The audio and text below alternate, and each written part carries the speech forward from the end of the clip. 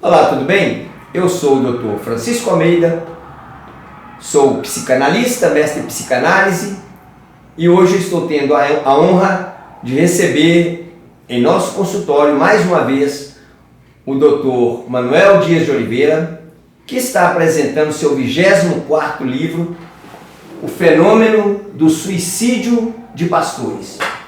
De uma extrema relevância esse tipo de assunto que inclusive nos chega a todo tempo no nosso consultório, como em todos os consultórios de psicanalistas, psicólogos e psiquiatras. Há um grande número de pessoas que têm ideação suicida. O Dr. Manuel, ele é fundador e diretor do Instituto Metropolitano de Estudos Superiores, a FAMED, é professor universitário, mestre em psicanálise, doutor em medicina da saúde mental pela Christian of America University e Universidade Pan-Americana da Costa Rica, cônsul honorário da Missão Diplomática Americana para Relações Humanitárias, membro da Academia de Letras do Brasil, jornalista, PhD em Filosofia, PhD em Medicina da Saúde Mental, conferencista internacional. Muito obrigado, Dr. Manuel, por senhor ter aceitado o nosso convite mais uma vez. E nós vamos hoje falar do seu 24º livro. Nós sabemos que já tem mais 2 lançados e tem um em andamento, que será o 27º. É isso mesmo? É isso mesmo, doutor Almeida. É um prazer incomensurável. Obrigado. Estar aqui a seu convite para dar a minha colaboração, a minha humilde colaboração ao seu programa. Obrigado, muito obrigado, Dr. Manuel. Dr. Manuel, nós que trabalhamos na área da saúde mental, é muito comum chegar pacientes e, às vezes, na entrada do consultório, ele já chega chorando, desabafando, porque às vezes o que eles falam conosco, ninguém fica sabendo, que são coisas muito íntimas, e é para isso que existe a análise, o set analítico. E a gente descobre em pouquíssimo tempo que muitos desses pacientes estão, o que nós chamamos de psicopatologizados, com uma intenção, com a ideação suicida. Mas muita gente também não sabe, e o senhor vai nos deixar esclarecido a todos, muita gente não sabe, é que existe vários tipos, uma relação de situações que podem levar as pessoas ao suicídio.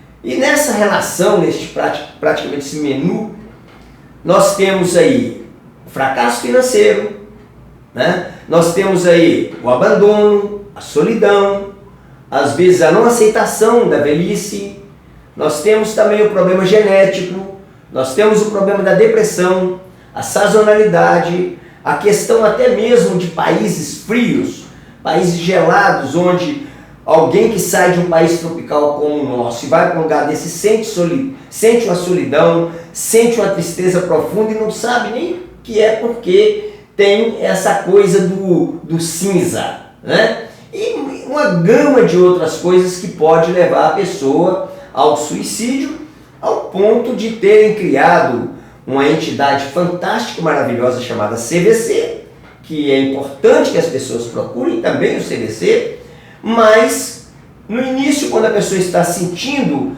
que tem essas ideações suicidas, a pessoa deve procurar imediatamente um psiquiatra.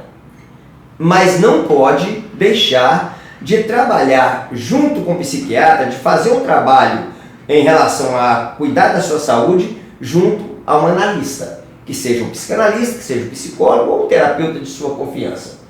E agora o senhor lança o Fenômeno do Suicídio de Pastores, que é realmente um fenômeno.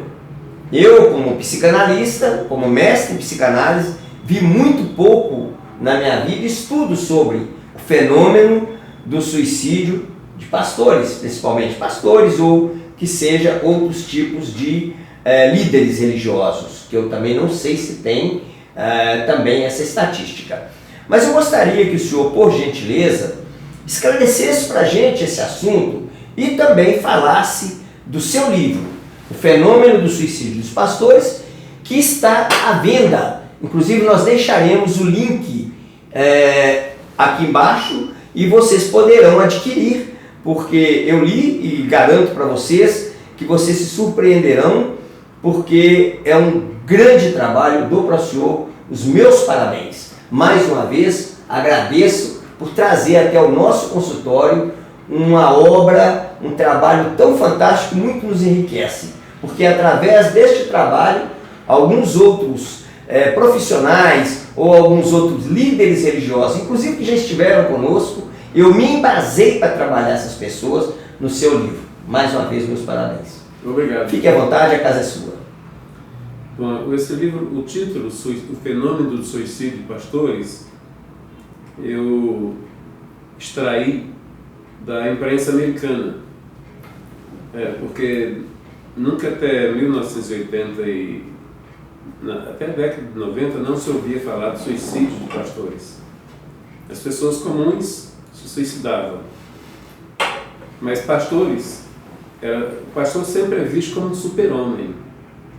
O pastor tem tempo para cuidar de todas as pessoas, de todas as suas ovelhas, também das pessoas de fora da igreja, mas ele não tem tempo para cuidar de si mesmo, às vezes, muitas das vezes, da sua própria família. E o pastor é uma pessoa humana como qualquer um de nós. Está sujeito às mesmas limitações, está sujeito aos mesmos problemas. Então ele é também vulnerável ao suicídio, a suicidar, vulnerável a ser acometido das mesmas causas desencadeadoras que as pessoas comuns. Então pastores, padres, líderes religiosos de um modo geral, eles estão passivos de serem cometidos por ideações suicidas. Sobretudo quando ele está passando por situações de crise emocional, de crise existencial, de situações que causam desconforto e ele não tem com quem compartilhar. Porque o pastor não tem com quem compartilhar as suas dores psíquicas. Então ele vive isso com ele mesmo, compartilha com ele mesmo. Ele vai se tensionando a cada dia. Na medida que ele vai se tensionando, ele vai perdendo a condição de controlar, de administrar as suas emoções. E num momento difícil, ele acaba sendo dominado pelas pulsões de morte, que vem da pulsão de morte, né? Nós todos os dias lidamos com a pulsão de morte e a pulsão de vida. A pulsão de vida trabalha as motivações para a preservação da vida. E a pulsão de morte trabalha as motivações para a pulsão de morte. E quando a pessoa está passando por um sofrimento psíquico muito grande, essas motivações da pulsão de morte ultrapassam o nível das motivações da pulsão de vida. E a pessoa perde a capacidade de compreensão, de concentração, aí ele entra numa perda que se chama rebaixamento de consciência cognitiva, e a partir desse rebaixamento de consciência cognitiva, ele se torna muito vulnerável de uma hora para outra, se entregar à motivação da pulsão de morte. O suicídio, muitas pessoas entendem e pensam que o suicídio é um ato de terminalidade da vida. Mas o suicídio não é apenas um ato de terminalidade da vida. O suicídio pode ser histórico, ele pode ser um processo que pode ter começado, inclusive, lá no 6º mês de gestação, quando, se a mãe tinha ideações suicidas, pensamentos suicidas, depois do 6º mês de gestação, quando a criança já está compartilhando das emoções da mãe, a criança já recebe registros no seu psiquismo pré-histórico tendenciosos ou tendentes para a ideação suicida. E isso pode ser desenvolvido ou não. Se for desenvolvido, em qualquer momento da vida que a pessoa estiver passando por uma situação de sofrimento psíquico muito grande, ele pensa em eliminar a vida. Realmente não é eliminar a vida que o indivíduo quer. Ele quer eliminar os problemas que fazem a vida sofrer. É isso que ele quer. Mas por estar no processo de rebaixamento de consciência cognitiva, agora ele não tem a capacidade de discernimento. Ele elimina a vida pensando que está eliminando os problemas. De acordo com a estatística da Organização Mundial de Saúde, hoje, em 2020, a depressão ocupa a 3ª causa de morte no mundo. E não a primeira, como muitos pensam. É a 3ª causa de morte no mundo. Progressivamente, de acordo com essa mesma estatística da Organização Mundial de Saúde, no ano de 2030, a depressão vai estar ocupando a primeira causa de morte no mundo. Há uma progressividade, né, no processo de ideações suicidas. E, pasme, 71%, segundo essas mesmas estatísticas da Organização Mundial de Saúde, 71% dos casos de suicídio, o principal elemento desencadeador é a depressão. E, sobretudo, a depressão neurótica, porque existe a depressão reacional, existe a depressão endógena, existe a depressão exógena, existe a depressão neurótica, existe a depressão psicótica, existem as depressões sazonais, que são depressões de época. Então, num cômputo geral de depressões, a principal é a depressão neurótica, que na psiquiatria é conhecida como depressão maior. Maior exatamente por causa do tempo de duração, por causa da agressividade dessa depressão, por causa da invasão na psique do indivíduo. Então, por isso ela é maior, ela se sobressai sobre as outras.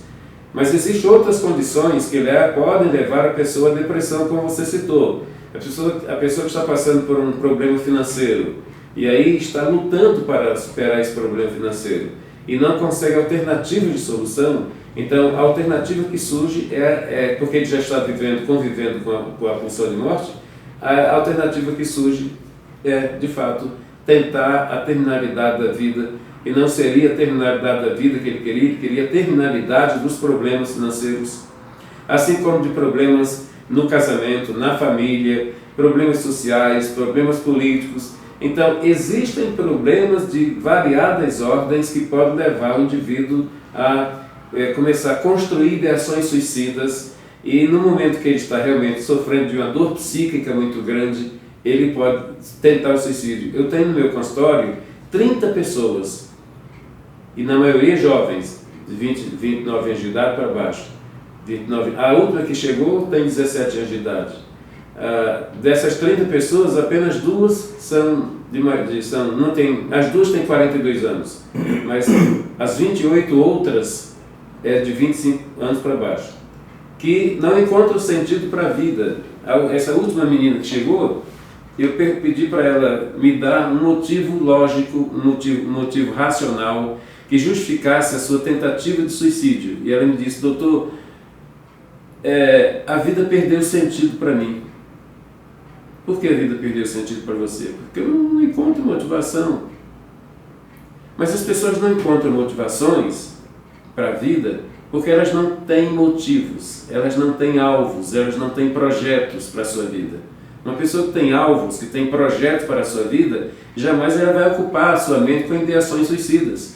Ela vai ocupar a sua mente com projetos, com ideações que levam a construir alguma coisa, a ter uma mente construtiva, uma mente ideativa. Então, os espaços vazios que seriam preenchidos por ideações suicidas vão ser preenchidos com ideações de criatividade, de projeto social, de projeto acadêmico, ter um projeto acadêmico. Eu sempre tive, desde 14 anos de idade, um projeto acadêmico.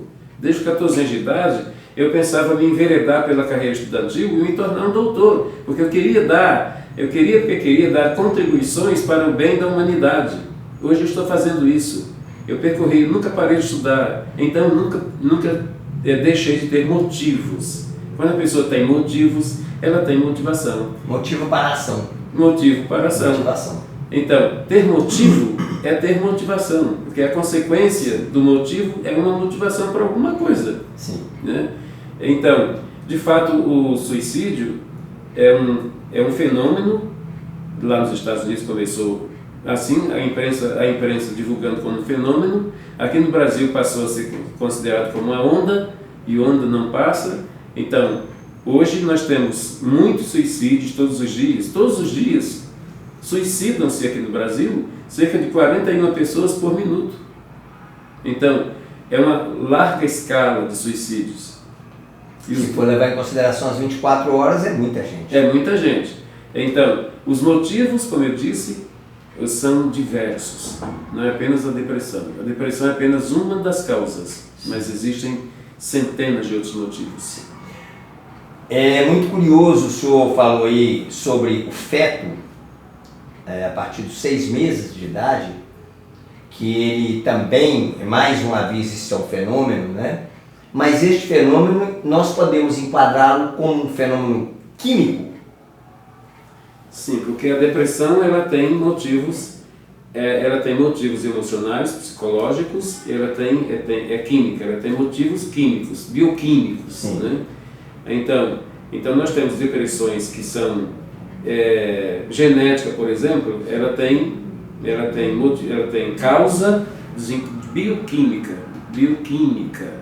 E existem as depressões que são emocionais, tem causa desencadeadora na vida emocional do indivíduo. Sim, e aí, nessa bioquímica, o senhor citou que a mãe com a ideação suicida passa para o filho essa ideação que lá na frente ele tem, quando ele estiver estruturado, ele vai ter que trabalhar muito bem as emoções e a vida dele para que ele funcione bem, não vá às vias de fato. Sim, existe uma coisa que muita gente boa não sabe. A partir do 6º mês de gestação, se instala no feto, na criança, o psiquismo pré-histórico. E, consecutivamente, se instala um processo que se chama processo de conexão simbiótica, cujo processo é operacionalizado na criança através do cordão umbilical. Então, todas as sensações, todas as tensões, todas as emoções que a mãe vivencia, ela está repassando, ela está transportando isso através dessa conexão simbiótica para a sua criança que está no seu ventre, que está no seu mundinho intrauterino. A criança já, inclusive, a partir do 6º mês, ela já tem senso seletivo funcionando, ela já ouve vozes, ela já sabe discernir quando é escuro aqui fora, quando ela está num período de luz iluminado, sim, ou período escuro, ela percebe, já tem a percepção, o senso perceptório já está funcionando, além dos sensos seletivos. Então a criança já tem vida emocional a partir dos 6 meses de gestação. E esse psiquismo pré-histórico se formata na criança por meio do psiquismo da mãe. É uma espécie de cópia do psiquismo da mãe. Quando a criança nasce, que é feito o corte do cordão umbilical, é feito o corte dessa conexão simbiótica. A criança passa a viver as emoções dela e ela passa a construir o seu próprio psiquismo. E os registros que estavam no psiquismo pré-histórico, que são chamados de registros ontogênicos, são associados aos registros vivenciais. E a criança agora tem um psiquismo próprio a partir daí. Sim. Doutor, Trieb de Freud, ele diz o seguinte, que é a pulsão, ele diz que nós vivemos a nossa vida namorando a morte. Isto é fato, é desta forma que nós funcionamos? Levando em consideração principalmente os esportes radicais que apontam mais ou menos essa paixão pela aventura e que a pessoa tem uma desconfiança que pode não dar certo e ele morrer. Tem um esporte, eu sempre falo com os meus amigos, que eu acho uma besteira, que é o cara jogar o paraquedas lá do avião e pular atrás e pegar o paraquedas no meio do caminho. Isso é uma loucura. Mas viver minha vida namorando a morte, isso tem sentido? Esse exemplo que você deu do sujeito jogar o paraquedas e pular atrás, isso é a ideia de castrado mental. O sujeito que é castrado mental, ele pode ter uma ideia dessa, né? Mas, na verdade, durante a vida toda, nós dependemos das nossas motivações. Para tudo que vamos fazer na vida, fazemos porque temos uma motivação por trás. O sujeito que pula, que pratica o esportes radicais, as motivações vêm da pulsão de morte. Aquele esporte que a pessoa pula numa corda, pula de uma ponte alta, de um bungee jump. Bungee jump. Bungee jump. Aquele representa, o elemento representativo legítimo da morte. A motivação vem da pulsão de morte. Todos os dias nós lidamos com as motivações da pulsão de morte e das motivações da pulsão de vida. Quer dizer, vida e morte funcionam em nós diariamente. Nós convivemos diariamente com as motivações da pulsão de morte e das motivações da pulsão de vida. No dizer que você colocou, pode-se conceber essa ideia. Nós vivemos namorando com a morte. Isso quer dizer que morte e vida são irmãs gêmeas? Sim. Ok. Doutor Manuel, voltando ao seu livro, Fenômeno do Suicídio dos Pastores, eu gostaria que o senhor dissertasse um pouco a respeito, neste caso especificamente, né, dando um exemplo, por exemplo, do alter ego, né? Para quem não sabe o que é alter ego, Clark Kent é o Superman, né? E aí tem Batman, tem Homem-Aranha, cada um com o seu personagem no seu mundo real, e depois a fantasia, que é o super-herói. Mas falando de alter ego, o pastor também ele é um alter ego. Da mesma forma, as personas que nós vivemos nela, que são as nossas máscaras. E que, como o senhor havia dito, a pessoa está passando por enormes problemas psicológicos, mentais, mas ela tem que colocar a máscara que está tudo lindo, maravilhoso, cor-de-rosa, etc. Fala um pouquinho, por gentileza, deste alter ego e das personas. A grande maioria das pessoas na sociedade que estamos vivendo hoje, seja nesta sociedade contemporânea, ela usa mais máscaras do que a sua personalidade própria. Cada indivíduo tem a sua própria personalidade.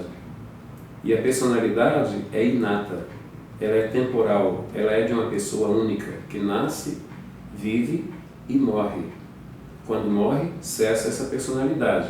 Que essa personalidade é do próprio ego. Mas a grande maioria, dependendo da situação que ela está vivenciando, ela usa máscaras. O indivíduo está usando a personalidade própria aqui com você, ou seja, ele está sendo legítimo, ele está sendo verdadeiro, e usar a personalidade própria. O indivíduo usa a personalidade própria quando ele é legítimo, ele é verdadeiro, ele é autêntico. Agora, há situações que o indivíduo não é legítimo, não é verdadeiro, não é autêntico. Então, nesse momento, ele está usando um persona, e não a personalidade. E persona vem do italiano, que quer dizer máscara. Então, a grande maioria das pessoas usam máscaras conosco em situações diversas, adversas. Então, há pessoas que vivem esse alter ego e há pessoas que vivem um outro ego. O ego que é o ego ideal para ela, é o ego da fuga, é o ego do medo de confrontar-se e confrontar realidades. Então, quando isso acontece essa necessidade, o indivíduo ele fica ele entra naquela teoria de Erik Erikson, lutar ou fugir, ou luta ou fuga. Então, a grande maioria, em vez de lutar para defender as suas ideias, defender os seus verdadeiros interesses, eles entram por outros caminhos. Então, pelo caminho da fuga. Isso a gente vê muito na patologia, ou na psicopatologia dos nossos pacientes. Tem pacientes que a gente percebe claramente a sua autossabotagem, sobretudo aquele paciente que tem vantagem com a sua psicopatologia, tem vantagem com a depressão, tem vantagem com o transtorno de ansiedade. Então esse está sempre se auto-sabotando, sobretudo sabotando o tratamento, porque ele tem ganho, ele tem lucro com isso. Ganho secundário. Ganho secundário, como defendeu Lacan na sua teorização. Sim. Então, esse indivíduo, ele realmente, ele não é ele, no que tange a colocar em prática as pulsões do seu ego verdadeiro. Ele vai buscar o ego de outros. Ele vive o ego de outros, porque ele vive o interesse de outros e não seus próprios interesses. Aí, nesse caso, o indivíduo ele não está sendo autêntico, não está sendo ele mesmo. Ele está usando uma pseudo-personalidade, uma personalidade falsa, que é a máscara de persona. Sim. Doutor Manuel, para a gente encerrar, e eu gostaria de fazer para o senhor uma pergunta, levando em consideração o nosso mundo atual, não é? A nossa modernidade, as grandes metrópoles e megalópolis. É possível o ser humano hoje funcionar sem máscaras? É meio difícil. É pouco difícil. Somos cobrados? Sim. Se a gente não quiser usar, a gente tem que usar a si mesmo. Muitas das vezes você tem que usar a si mesmo. Se você com facilidade, se tem a facilidade de abdicar da sua própria personalidade, então você vai fazer isso. Você vai usar máscara, ou você vai buscar a tangente, o caminho da tangente. Você vai sair pela direita, sair pela esquerda, igual aquele desenho animado. Saída pela esquerda, saída pela tangente. Exatamente para não usar máscara. E morrer sozinho. E morrer sozinho. É isso aí. Doutor Manuel, muito obrigado pela sua presença. É uma honra para mim tê-lo aqui conosco, e vou deixar o link para vocês vão conhecer este livro, o preço dele para adquirir, não deixem de adquirir o livro, e os outros 23 livros atrás deste, que estão também à venda, e conhecer a FAMET, né, que está no link, está lá toda aquela estrutura, e o contato direto com o Dr. Manuel, caso queiram. Ok? Muito obrigado a todos, Dr. Manuel, muitíssimo obrigado pela sua presença. Conto com a sua presença em outras épocas para a gente mostrar para o nosso público mais e mais temas maravilhosos, fantásticos como esse que o senhor acabou de nos apresentar. Eu nunca estudei algo, nunca me aprofundei numa determinada pesquisa para reter o conhecimento, mas para dividir o conhecimento com os meus alunos, com os meus ouvintes, né? E falar é outro dom que eu tenho, falar é comigo mesmo. Meus parabéns, muitíssimo obrigado, um abraço a todos, até breve.